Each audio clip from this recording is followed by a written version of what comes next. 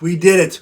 We hit 25,000 subscribers, and I know this isn't my usual video setting, but I just wanted to get into something. I thought maybe I should have some streamers, or maybe I should have some balloons and some champagne. But let's be real.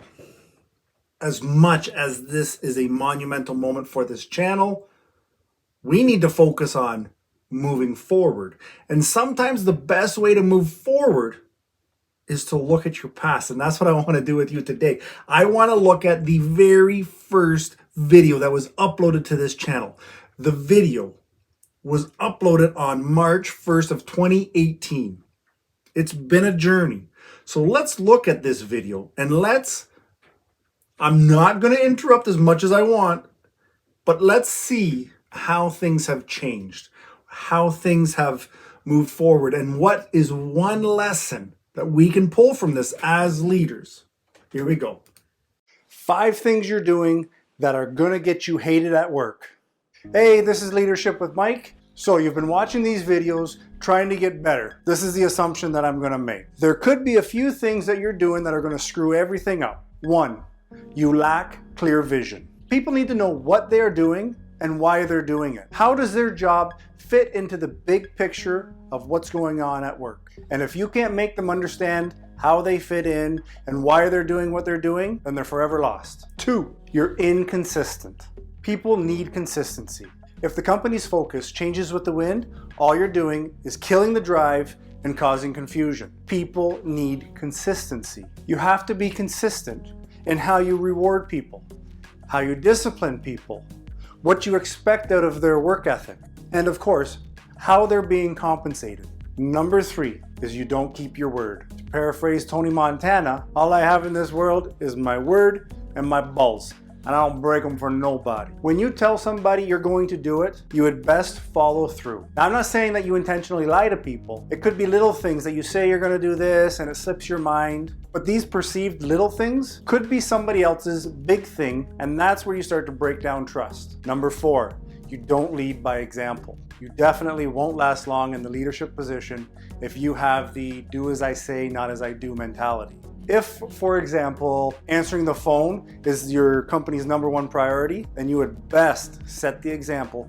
Drop everything when that phone rings, because that little action will go a long way in setting a positive tone. And number 5, you are disloyal.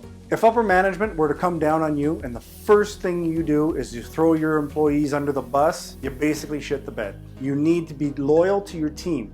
They need to know that you'll take it on the chin, after which you discuss with your team what went wrong, how it could be better next time. By doing so, you're showing your team that you are there for them. Your loyalty lies with them and to help them succeed. All these 5 points come down to one thing: your character. If you keep your character strong, life is easy, life is good. If you found value in this video, please hit the subscribe button, ring the bell for notifications so you know when our next video is being posted. And of course, if you know somebody that you think would find value, I've seen enough. I've seen enough. Let's point out the obvious. This is a little bit whiter.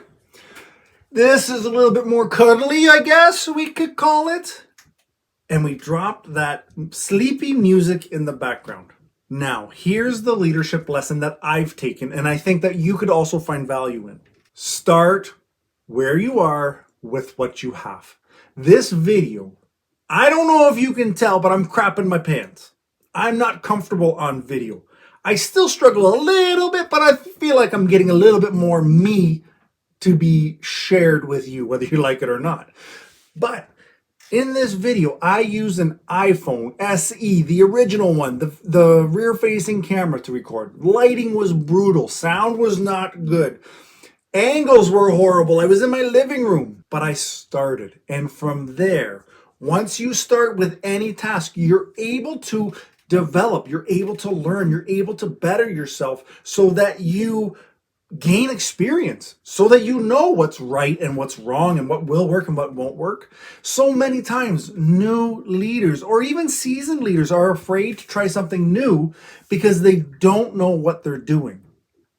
I think that this is a perfect example of a guy who did not know what he's doing, has been learning YouTube on the fly as we go, and with your help has reached 25,000 subscribers.